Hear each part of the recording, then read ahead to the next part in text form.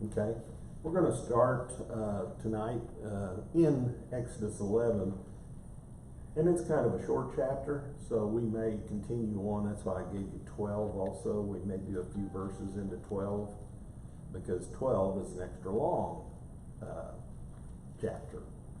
So we may break it up a little bit, not in the particular order that they put it in the Bible, but we'll try to try to look at it, you know, maybe around 20 or so, 25, I can't remember where it was. There's kind of a break. Yeah, maybe all the way to 30, because, or stop at 27, because then that's kind of the end of the part of it. Chapter 11, verse 1 through 3 is, "And the Lord said unto Moses, Yet will I bring one plague more upon Pharaoh and upon Egypt. Afterwards he will let you go hence. When he shall let you go, he shall surely thrust you out hence altogether. Speak now in the ears of the people, and let every man borrow of his neighbor, and every woman of her neighbor, jewels of silver and jewels of gold. And the Lord gave the people favor in the sight of the Egyptians. Moreover, the man Moses was very great in the land of Egypt, in the sight of Pharaoh's servants, and in the sight of the people." So God had gotten the people of Egypt ready for this. So when they asked them, they gave them. And this is even before the firstborn, you know, they asked. Now, they may have given it to them right away, or they may have given it to them on the way out, but after we see here, we'll see it when it happens. Afterwards, when the firstborn are killed, they're getting them out of town. So it sounds like they were borrowing before he's telling Pharaoh, and it's going to happen the next day. So the people are all going out and doing all these different things, telling them. As we said before, this is repayment for 430 plus years of slavery that they weren't paid. So they gathered this all together for them. God did. He made it available. And the Egyptians were glad to give it to them, because they were seeing that their God superseded everything that they had, any kind of God that they had, that he would, you know, at the drop of a hat. And I think they recognized that it wasn't Moses telling what God to do. God was telling Moses what to do, and then he would relay it to the people.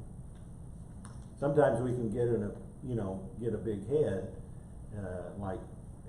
not like Moses, but God tells us something to do, and then it happens, you know, and then we say, that's pretty good.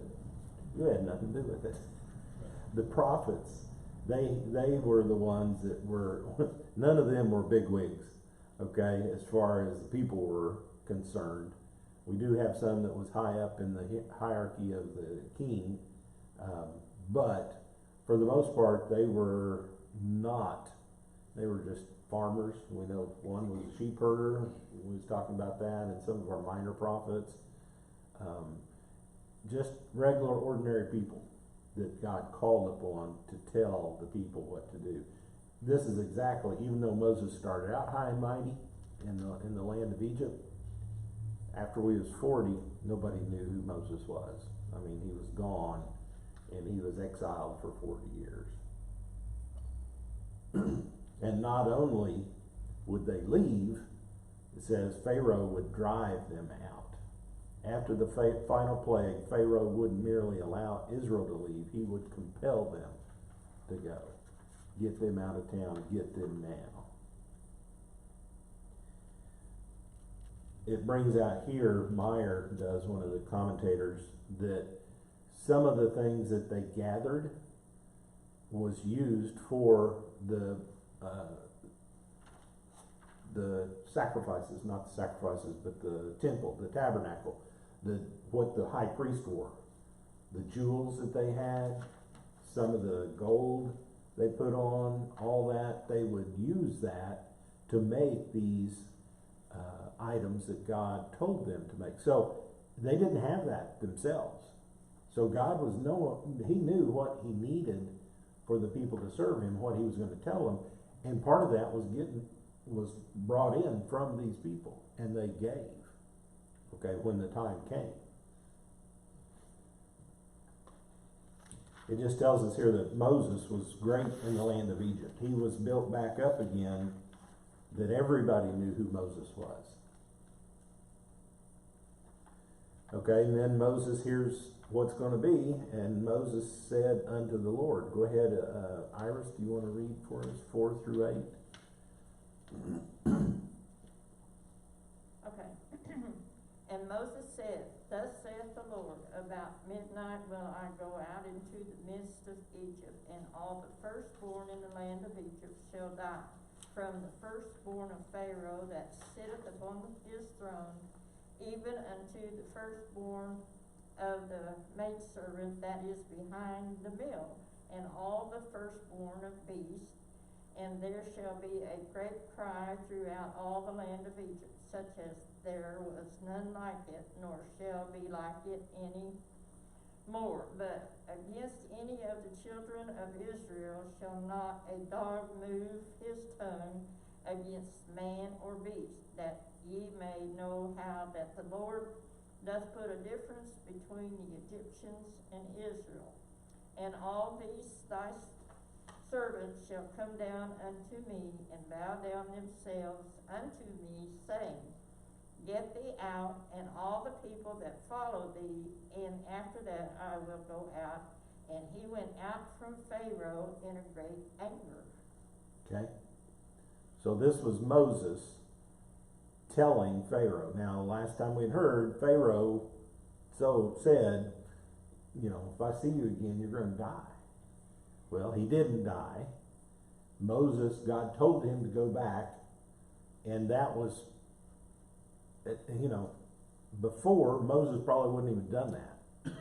But now he had built up that God in himself, he didn't build it up, but God built up the faith in him that he could go to Pharaoh, and if God told me to do it, if Pharaoh kills me, that's what God wants.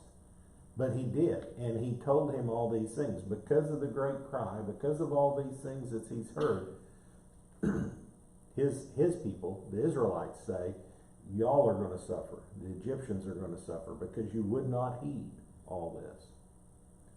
And it talks about anywhere from Pharaoh's family, the firstborn in Pharaoh's family, all the way down to the lowly servant girl. That's what the maid servant is behind the mill.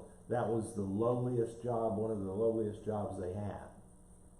Okay, as a servant, was to grind the mill. And all the firstborn of the beasts. Whatever they had. Now, we know pretty much all their livestock was wiped out. They may have went and bought some from the Israelites, or they may have bought it from different countries. But anything else that they had, any other animals that they may have had, they would be, the firstborn would die. And Moses wasn't real happy with Pharaoh. He wasn't happy because people were going to die, and Pharaoh was the cause of it. He's not angry at God. He may not like what God's doing, but God knows what's in control. He told him from the very beginning that it'll come this far, that Pharaoh will not listen. He'll harden his heart so many times that it will take something, that will move him. And this is what it was. It's going to be even his firstborn.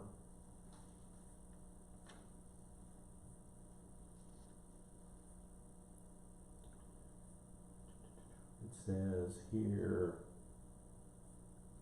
this was even worse news to Pharaoh. Perhaps a politician doesn't mind calamity if he can blame it on someone else.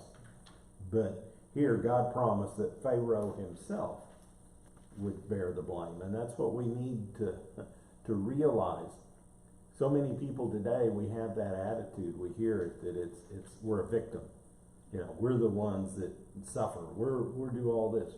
Well, I don't know what the percentage is, but I'd say 95% of the time it's because of something you did. And something we didn't do. Something like that, it's our fault. Now, there are certain circumstances that I agree that, the person that happens to them, and you're in the wrong place at the wrong time. But so many times they say that, and it's like, well, why were you in that place? Maybe you shouldn't have been in that place. And they start looking, okay, maybe I shouldn't have been. Get in with the wrong crowd or do something like that, and you suffer the consequences. It's what happens. That's why a lot of young people end up in jail. That's right. It's peer pressure is so strong. Yeah. Because sometimes it's not just their peers, it's their family too, that's pushing on them. Family and friends, so they don't know any different. And that's why we have to tell them, have to show them. And this last part says that you may know that the Lord does make a difference between the Egyptians and Israel. It says the Lord put a difference between those who are his people and those who are not. There are some distinctions among men which will one day be blotted out, but permit me to remind you at the outset that this is an eternal distinction. From the very beginning, when Abraham was given the Abrahamic covenant, we see that reinforced again when this first journey was taken to Egypt, and God got mad at Moses because he hadn't circumcised his sons. He hadn't gone back and done what he should have done. Because he wasn't, even though they may have been serving God, they weren't serving as they were told from Abraham that time down. It says, all these your servants shall come down to me and bow down to me, saying, get out, and all the people who follow you. Moses' final words to Pharaoh told him he and the rest of the Egyptians would command the people to get out. And that's what's going to happen. Brother Epson, you read 9 and 10. And the Lord said unto Moses, Pharaoh shall not hearken unto you, that my wonders may be multiplied in the land of Egypt. Moses and Aaron did all these wonders before Pharaoh, and the Lord hardened Pharaoh's heart, so that he would not let the children of Israel go out of his land. So there's a purpose behind this, like we said before. Pharaoh wasn't going to do it easily. Sometimes we get in our mind, we will do things, but I'll do it on my way. I'll do it my way. And that's not what God wants. He wants us to do it his way, whatever that may be. It was also a sign to the children of Israel, if you don't do like I tell you, follow my commandments, Yeah. Look at all what, we're getting ahead of ourselves, but look at all the children of Israel seeing all of these things. That's right. And they no more than got out of Dodge, and then they begin to complain. And also the Israelites saw it and the Egyptians, both sides, they saw it too. And that we see later on, there may have been some Egyptians with them that wanted to serve this God. They were, by seeing these signs and these miracles, they started believing. So it's here for the fourth time it says that God hardened Pharaoh's heart. Yet God never hardened Pharaoh's heart until he first hardened it against the Lord and his people. So he allowed Pharaoh to go ahead and do what he wanted to do. Sometimes we get in a place and we listen to that inner voice, and that inner voice is wrong because it's what we want to do. We have to go and ask the Lord what we should do and how we should take care of these things. Okay, and we're going into Exodus 12, verse 1, and it goes through verse 6, this particular portion. It tells them he's instituting. Up until this time, he didn't have any days, okay, that was being represented for him. Abraham was only given the covenant that he was given. That he would be given land, he would be given children, he would be given all this for his purpose, but now God's starting to put additional things on them, and this is something to represent, to keep in their memory what had happened. It's the Passover. Bertha, you want to read that 1 through 6? Was the calendar already created? There had a calendar, yes. Oh, I wondered about that. But as you read through this is resetting the calendar. It made it look like it was It is. a calendar. It's saying, okay, now you're going to be this is your first month. This is going to be doing these things. And because the calendar is the sun, like we said before, it's up and down. People just started recording it. They recorded it by the phases of the moon. Every new moon was a new period for them. If you do that, there's actually 13 moons in a year. Not 12, because sometimes you have one at the beginning of the month, one at the end of the month. So that's why there's a little discrepancy between the Jewish calendar and ours. Well, I kind of wondered about the calendar. Well, then they don't, theirs doesn't cross over as far as AC to BC. They're in the year like 5726 or something like that. Right now, the Jewish people, that's their calendar number. It's not 2021 for them, it's 57, whatever it is. We're way behind. Well, it is, it's just counting the whole time period Yeah, from when it first started, yeah. is what they're saying.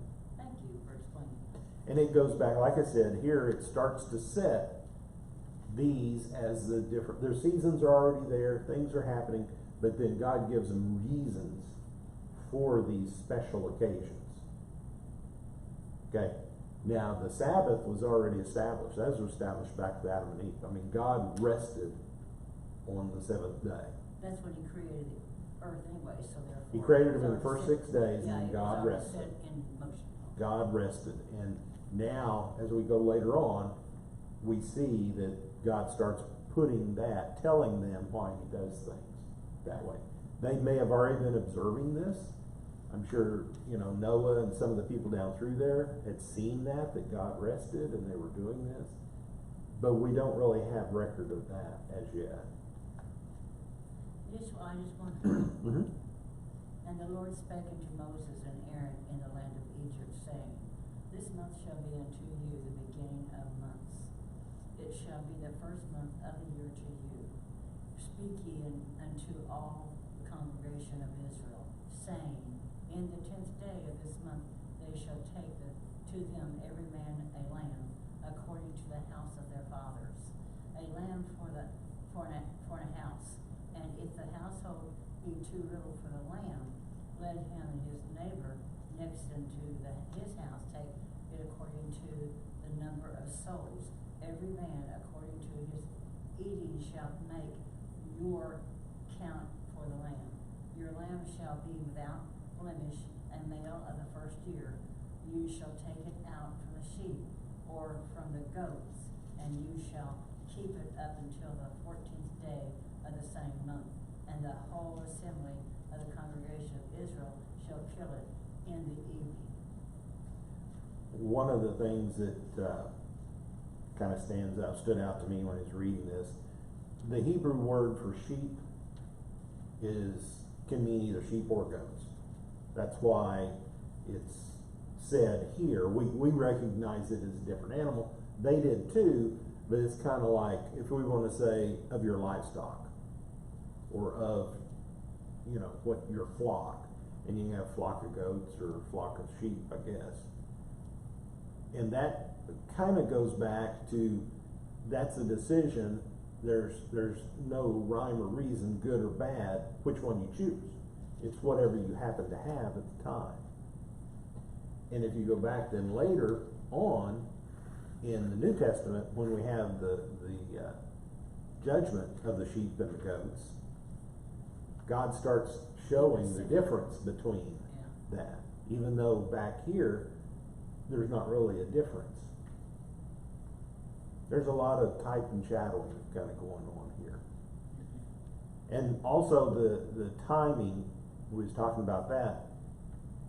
One of there are, like I said, it's based on the phase of the moon. When there's a new moon, that starts their day. When they can see the moon crest up at sundown, that starts their day. And if you go back and read it, that's the way God had the morning, the night and the evening, the night and the evening, the night and the evening. And because of that, we get it backwards a lot of times, because we always think, oh, our day starts at, when the sun comes up. Yeah. But theirs doesn't. Theirs start. And there's one, and it's not in here, but I was reading about it. But you weren't there because their days are dark. Well, ours day is too. It's just, it starts in the morning and it lasts till midnight. It's still in the dark, But I mean, they begin their day. They begin their day timing wise as when the sun sets. When the moon comes up, then that's it. Makes sense, yeah. When they do their Sabbath, it's from Friday evening to Saturday evening. That's their time period that they call the Sabbath that they use. So for us, it's a little different, but that's just, just because we Makes it usually very keep it. interesting. Yeah, we go off, they still go off a 24-hour period too, because it's the time from it sets. But they have one special one, and it's not the Passover. I have to go back and I've forgotten now. But there's one of the special feasts that they have. They don't know when it's going to be. They know it's going to be at the end of this 1 month, and the starting of this other time. But that moon may come up the day before or the day after, because the moon, it's not a full cycle. And that's one reason why they have 2 people watching, or more than 2 people watching, of the Jewish people now and back then, to verify, okay, it's a new moon. This is the starting of the season. You go tell the Sanhedrin, and okay, this is the festival. And it may be Friday, or maybe Saturday, or maybe whatever day it comes upon. And it starts that special meeting. That kind of has meaning to when the Lord's coming back. We don't know the day or the hour, because it could happen. It's set, and it's going to happen, but we don't know when exactly. We're going to have to be watching. That's the same thing as the Jewish people has to be. Anyway, we're going way off kilter here. But they were to take a lamb or a goat, sheep or a goat, and they said it was about 10 people. So if your family had about 10 in it, then you would have your own goat or sheep. That family's in the same household. The family in that household. If it didn't, you go to your neighbors. And the maximum, they said, was about 20 people. So if both of them had it, then, if they both had less than 10, then it'd come up to between that number. If it was more than that, then they couldn't split. And one of the things if you go back and read about it, that they are to take that, first it's to be as perfect as they can get, an animal, perfect. They have to take it into their household and keep it for a certain period of time. It becomes almost as a pet to them. But then they have to go out and they have to kill it. So it's a burden to them, or it means something to them, because it's become as a pet. So this month shall be your beginning of months. The coming deliverance of Egypt was so significant that God told the children He's going to remake their calendar. The new year would now start with the month of their redemption from Egypt. It was a dramatic way of saying that everything was going to change. And also it says God is the God of new beginnings. So He's telling Israel, and then they go and tell the leaders of Israel, this is what you need to do. It says He wants to speak to all the congregation of Israel. This is the first occurrence in the Pentateuch, or the first 5 books, which was to become a technical term describing Israel in a religious sense which underlies the New Testament use of ecclesia or the church.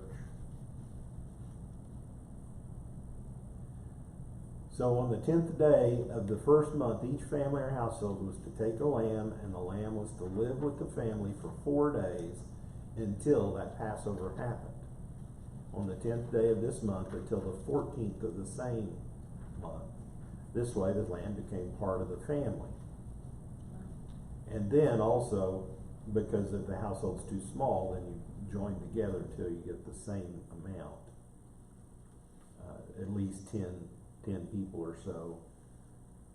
And here it tells about the Hebrew word is S-E-H, say, maybe, I don't know how. It means translated head of stock. So it's one of the best, applying equally to both the sheep and the goats. It says the Chinese also have this kind of distinction that it's a minor subdivision of animals, the sheep and the goats. They're close to the same. Where do you get the reference for that 10 in a family?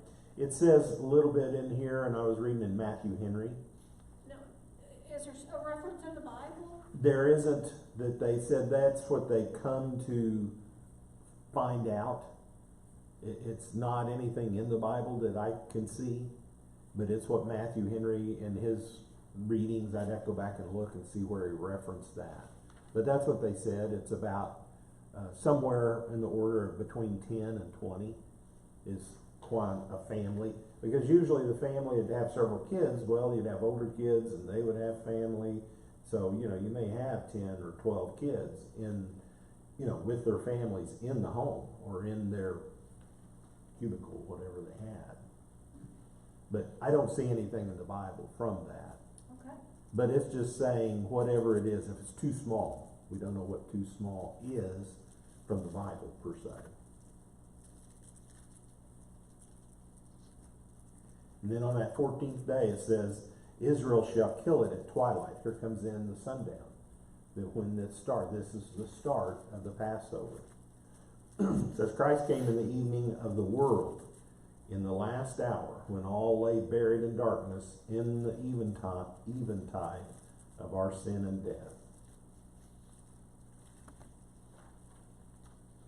Okay, let's read 7 through 11. You want to read that for us, Janet? And they shall take of the blood and strike it on the 2 side posts and on the upper doorpost of the houses, wherein they shall eat it. And they shall eat the flesh in that night, roast with fire, and unleavened bread, and with bitter herbs they shall eat it. Eat not of it raw, nor sodden at all with water, but roast with fire. His head with his legs, and with the purtenance thereof. And you shall let nothing of it remain until the morning. And that which remaineth of it until the morning you shall burn with fire. How much farther? One more, to 11. And thus shall ye eat it, and with your loins girded, your shoes on your feet, and your staff in your hand, and you shall eat it in haste. It is the Lord's Passover. So this is the starting, or letting them know this is the start of this festival. And Passover is easily understood because the angel of death will pass over those that do the commandments of what God had told them to do. Yeah, it doesn't say right here. I was going to try to look that up for you, but it's not. So it says, take some of the blood after you kill the goat or lamb. Take some of the blood and put it on the 2 doorposts and the lintel. Okay, what's the doorpost? It's just the sides. Yeah. The lintel is the one that goes across. Mm-hmm. So paint it basically all over it, huh? Your door frame. Your door frame, yeah, all the way over. It's a marking not only for the angel to see, but also to show that you have done what God has told you to do. Now you can ask the question, okay, did some of the Jews that didn't believe, didn't put the blood on, even though they were doing everything else, do you think they survived? The firstborn? I don't think so. I don't think so. Do you think some of the Egyptians that did believe and did it, do you think they got, I think so, as long as they followed the commandments, what Moses had heard, Did it the right and way. did it what God told them to do, I think there would have been some. Now, it's conjecture, we don't know, but it talks about it a little bit later on in the chapter, and I don't know if we'll get to it tonight, but we'll talk about it a little bit more later, I'll say it that way. And there was a special way that they had to do it. Of course, they had not just the lamb for the meat, but they had bread. They wanted them to have some bread and have some vegetables. There's actually bitter herbs that they had, and it could have been horseradish, onions, things like that, that was to represent their anguish, their pain in Egypt, their suffering that they had for so long. I had to hold my nose. Well, it's just one of those things that they did, and how to prepare it. Don't even, don't boil it, don't do all these things, but you roast it, and it even says you shall burn it with fire. Roast it with fire, his head and his legs with the pertinence thereof. And the pertinence is, in mine it says entrails, is Mhm. that the insides also has to be in I there think everything that they had that they would use as food. completely. Somebody would, now you would bleed it, Nothing and wasted. nothing wasted, but then the waste inside that, I don't know, typically you would take that out, the entrails, I would think. But it said that they were supposed to leave it in there. Yeah, it does here. Cause it wasn't for having a feast. Right. Okay? Right, That's how come, no seasoning whatsoever and stuff. right. It was to let them know of the sacrifice. The sacrifice that was made. Yeah. And whatever, they may not, we see that they didn't have to eat it all. They were told to eat it as, all that they could. But if it isn't, you shall, anything which remains of it, you burn with fire. So if they didn't eat it, not my favorite food, entrails, or kidneys, or, You ever ate hog-head cheese? I have not. I did It's one- one of the things, hog head's cheese, Yeah, or head cheese and hoof, all. snout, Pickle pig's feet. yeah, Yeah. and snout and things. No, I will eat a lot. Have you ever tried head cheese? No, I Head haven't. cheese is I- good, They say it's good, but I Okay. but just, I could never go to pickle pig. I've had cow tongue too. yeah. It's one of those things that I wouldn't. But anyway, he's telling us here that you shall let nothing of it remain until the morning. So it was sacred. What they were doing, it was not, they didn't want anything to go to waste. That's one of the things on the size of family. If you had a small family, and then a lot of it would go to waste, that's why he wanted to have, joined together so all the meat would be eaten, as much of it as possible. One of the things it doesn't talk about here,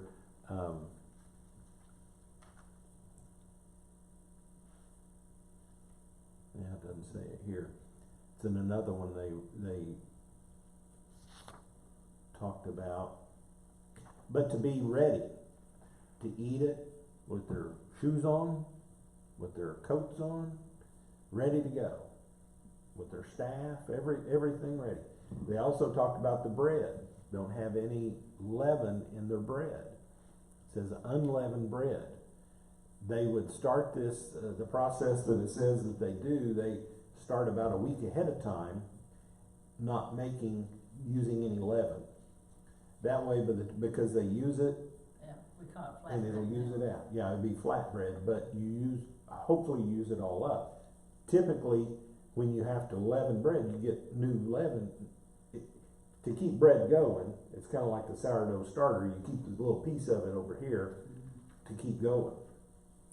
But here it's not. It's saying don't use any leaven with that. So you're starting fresh, starting the bread. Every time you do a Passover, it's not going to be usable. And that's one of the things is because they're not gonna have any place for it. No. Bread will, I mean, if you do fresh bread, it will mold and mildew a lot quicker than the ones that have additives in it that keeps it fresh for a long time. But crackers, flatbread, it keeps a long time. And if they're journeying, like they're going to be journeying, they're going to be leaving, that's what they want. They want something that's, you know, portable, easily taken with them. Tastes flat too. Well, it tastes flat, yeah, it does. But it's filling. You can eat it. Yep. The lamb could be eaten, but only if it had been roasted with fire, with the lamb itself coming in contact with the fire, and the bitter herbs accompanying the meal. It says the Paschal lamb was not killed in order to be looked at only, but to be eaten, and our Lord Jesus Christ has not been slain merely that we may hear about him and talk about him and think about him, but that we may feed upon him. It goes back to where Christ said, you must eat of my body and drink of my flesh.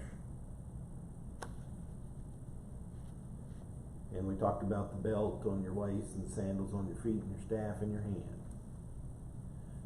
The Lord's Passover, middle of page 8, the Lord's Passover was in the sense that he provided it as a rescue to deliver Israel from the plague of the firstborn, as an institution to remember God's rescue and deliverance for Israel through every generation, and as a powerful drama acting out the perfect sacrifice and rescue that Jesus would later provide.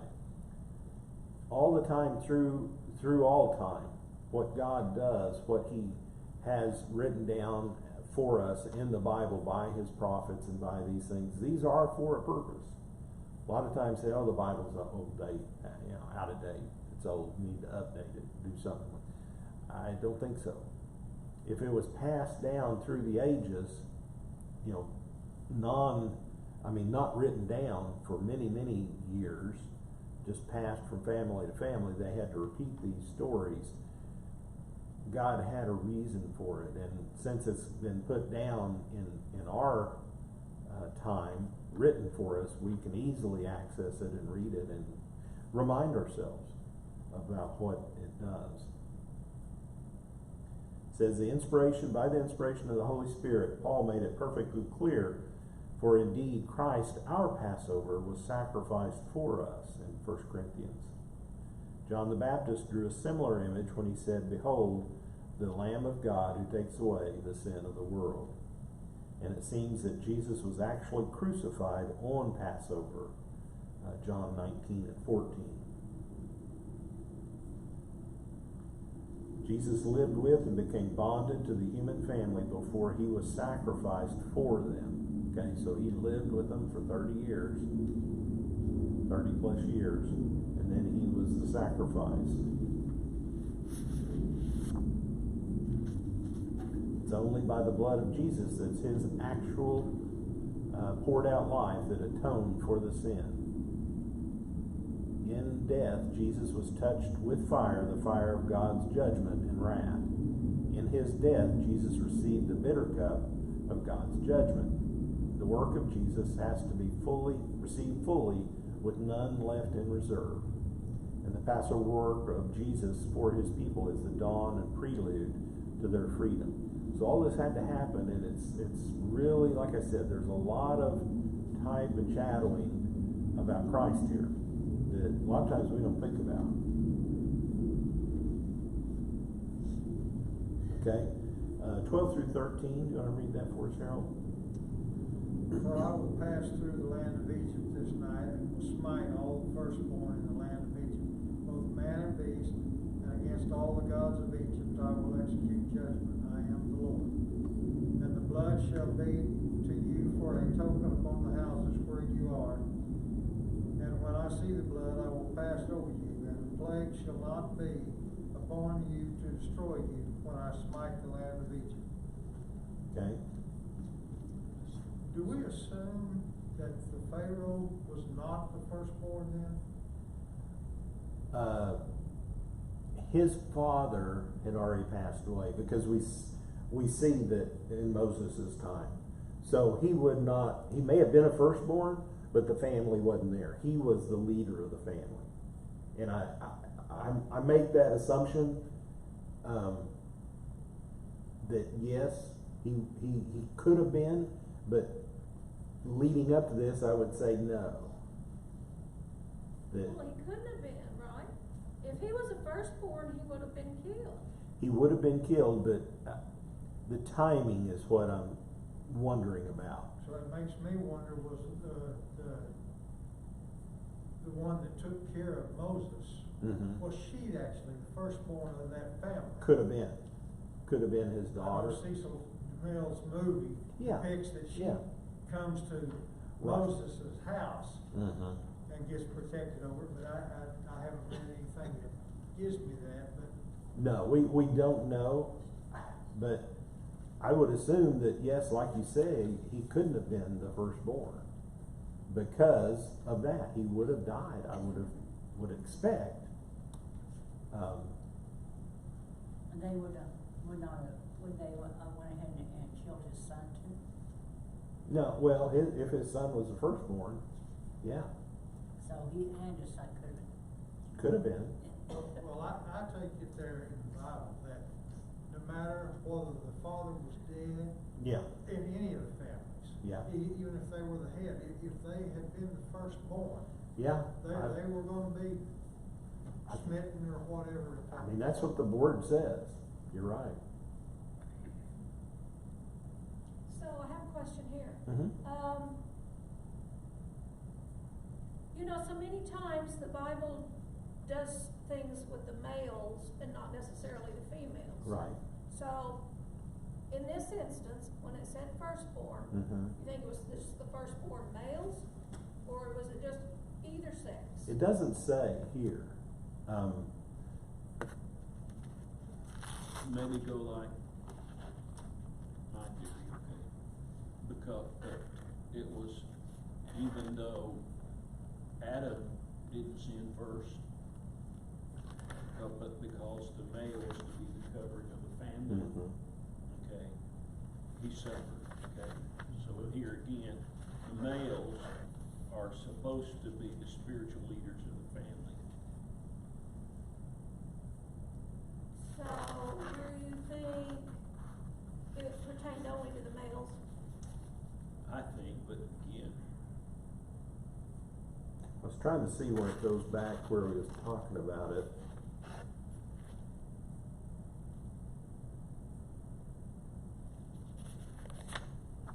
it could explain why Pharaoh didn't die. Maybe there was a female sister, Yeah, like- sister who was, It was the older. It could have been.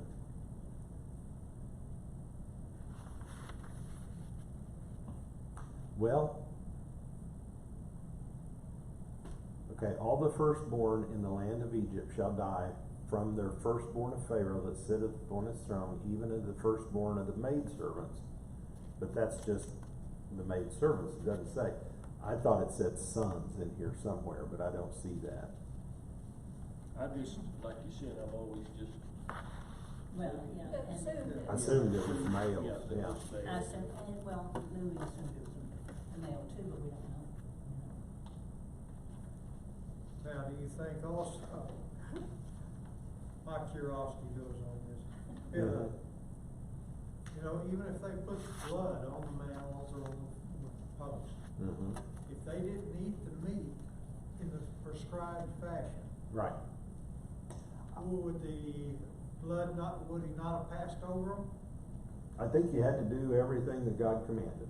That's kind of the way I see it, Yeah. and I see it Yeah. in today, that not everyone that claims to be a Christian is gonna make it in. Exactly. If they're not following God's laws right down to, Mhm. you know, You can have the little fish on the side of your glasses or on the front of your car or whatever, but if you ain't, kinda like the Only little. one way to heaven, and that's Yeah. through Jesus Christ. Well, that's just another story. Like I said Sunday morning, a lot of people are Oh, yeah. Christian in names only, but it's gonna be the ones that do with what the Lord says and follows Him. Well, I saw one, as a joke, but, this lady was just honking at this guy in front of him, just honking and yelling, screaming, cussing at him and all this stuff. And cop pulled up behind her, stopped her, and she just, the guy went on, and he goes, can you please get out of your car? And all the regular stuff. Why'd you stop me for? He said, well, I just knew that this car was stolen because it had, Jesus and all this stuff on the back.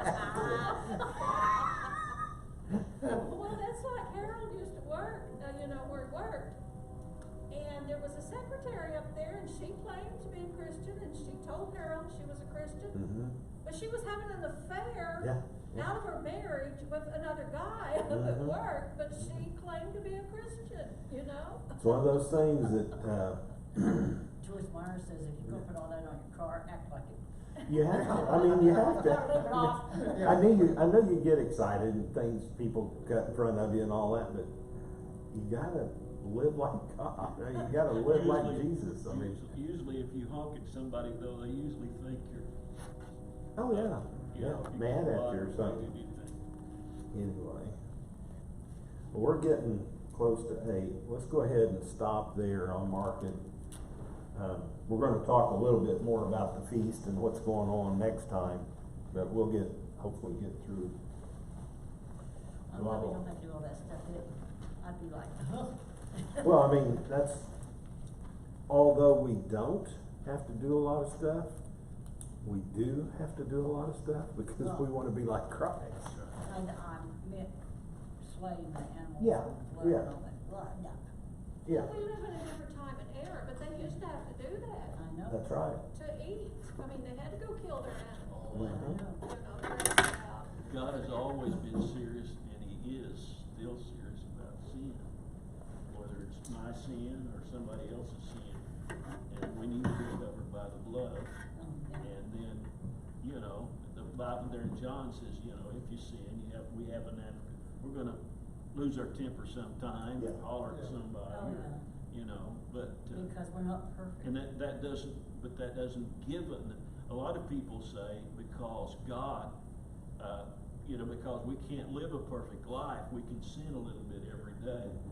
But I'm not saying to live a perfect life, but I don't never intentionally sin every day of my life. That's right. Oh, yeah. That's right. Don't set out to do that.